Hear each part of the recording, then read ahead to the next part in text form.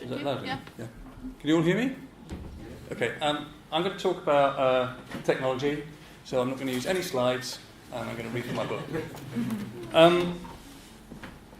I'll give you a brief history of access space, just to give you some context of why we're interested in kind of maintenance and this kind of whole area.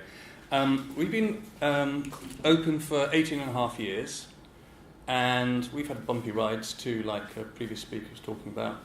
But we're still here, and we started as an arts organisation with a very small Arts Council grant, but we seem to have a reputation for technology.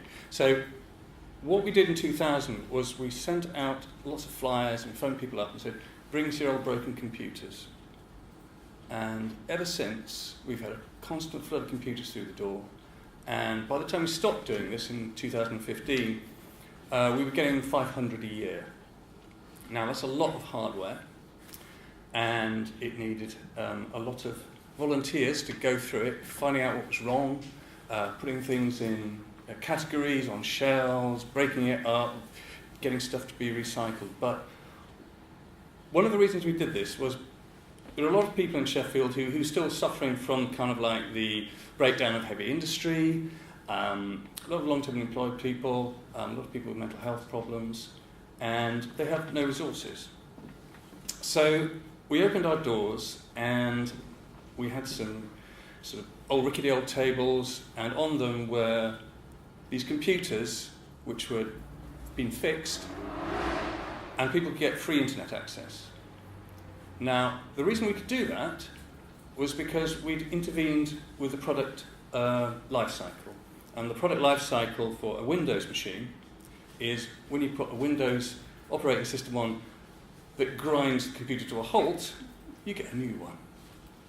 But with open source software, you can extend the life of a computer up to 15 years. So we're very much an open source organisation. Open source has allowed us to be what we are. And it's kind of how shall I put this? It's kind of it kind of permeates the whole ethos of the organisation. So we also asked people whether they wanted a computer. We got lots of bits. So we did a deal with them. Anybody who could learn to build their own computer could have it for free, and we'd teach them to put an operating system on it, which was Linux. They could take it home. They could get an internet dongle for 15 quid. They could get on the internet at home. So we did this for 15 years, and it was extraordinarily successful. In fact, when we stopped, it was more difficult to stop people bringing the computers than it was to get them to bring them in the first place. So we had a space problem. Technology had changed. Everyone's got a smartphone. Most people can afford a smartphone now to do all kinds of things. They don't necessarily need a desktop computer unless they want to have it as a kind of production unit, because there's lots of things you can't do on your phone. So that's kind of our background. So we kind of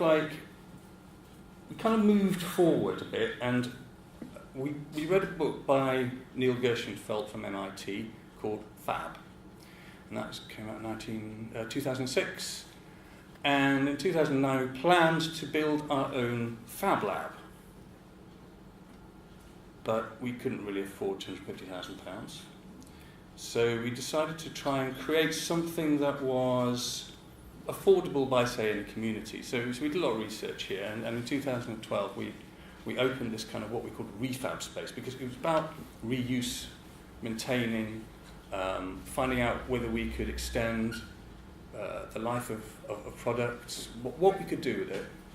And so, we've got the usual stuff. We've got a CNC router, we've got a laser cutter, we've got a couple of rep wraps, digital embroidery machine, all the kind of things that you might expect to see in a kind of small makerspace. And we kind of thought, well, who's going to push this to the limit? So I wrote an Arts Council grant, and I sent it out to the Arts Council, and embarrassingly, I described a makerspace as being like, well, you have to get the Arts Council assessor to understand new technology. Embarrassingly, I said, it's going to be like a Star Trek replicator. And strangely enough, we got the grant. So we had 4 artists in. And one of the first things that one of the artists said was, it's amazing, you have to use so many other skills other than CAD skills. Because when the thing comes out of the laser cutter or the 3D printer, it's not finished. Okay, so I never would have thought that today, 2018, when I was writing that Arts Council bit, that the question that I would be asking my colleagues is, should we have a workshop on how to use different types of glue? Should we, when are we going to, have another series of workshops on basic joinery? Because what's happened is, we've kind of discovered that although we've got all this new technology and we've got a lot of coders and we've kind of mastered how to make stuff with them, it's the bench tools that end up being used the most. And the Edinburgh place I've actually visited there last year. It was really fantastic. I mean, it's a marvellous thing, and I wish Sheffield could have one. I don't think we can open one. But the bench tools are the sort of things that really, you need both sides. You need the understanding of how to design it within the computer, and then how it works when you create it on your rapid prototyping apparatus. But you also have to understand what materials do, because it always changes. Different materials come out differently. You have to design them differently, fit together. They have different give, they have different bend, all that kind of stuff.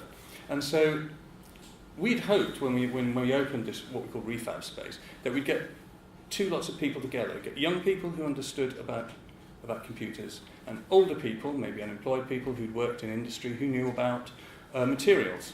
And we'd get them together and we'd create this kind of knowledge sharing. And it didn't happen. And I think it's kind of like, the issue really is that the kind of people who want to do making are kind of specific. But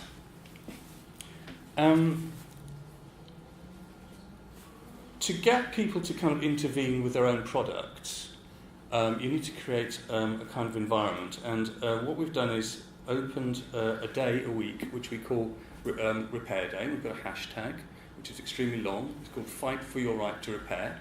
And we were very kind of inspired by an American example of people who are trying to get companies to make repair part of the design process. Because ultimately, what we're finding is that people bring all kinds of products which need to be repaired. And inside you've got, it's perfectly good, except one tiny part, really difficult to get to, has broken. And it's not covered by the guarantee because it's a consumable. I mean, that's innovation, isn't it? I mean, it's kind of like a really terrible thing to happen to somebody. So I guess our aim now is to try and get ordinary people to think about, to get over that hurdle of trying to do maintenance and repair on their own stuff. And we will help them in an environment which gives them confidence. Because in the arts, we kind of like try to push people out of their comfort zone all the time. And I think we can do this with our repair days. Get people, help them, get people to do it themselves. It's all about doing it yourself. Because that's the only way people gain confidence and move on and start thinking about not chucking stuff away, but actually keeping it for much, much longer, keeping it out of the designation trash and keeping it useful. Just to go back to, so we had a bumpy ride, and somebody else mentioned a bumpy ride in their organisation. We've had a big change in our structure recently, and it's really paid off. And that is, everybody gets paid the same pro rata. So I'm supposedly Director of Arts Innovation, but I get paid the same hourly rate as an admin assistant. And everybody gets onto the board, into the board meetings. And so we all make our decisions in a very collective way. Everybody gets a say. And that's got us through a really, really bumpy period financially. So I think on that note, I will stop, because it's a very happy note. Because everybody in the organisation at the moment seems to be really happy working there. So, which wasn't the case maybe 5-6 years ago. So I'll leave it there. Thank you very much for inviting me.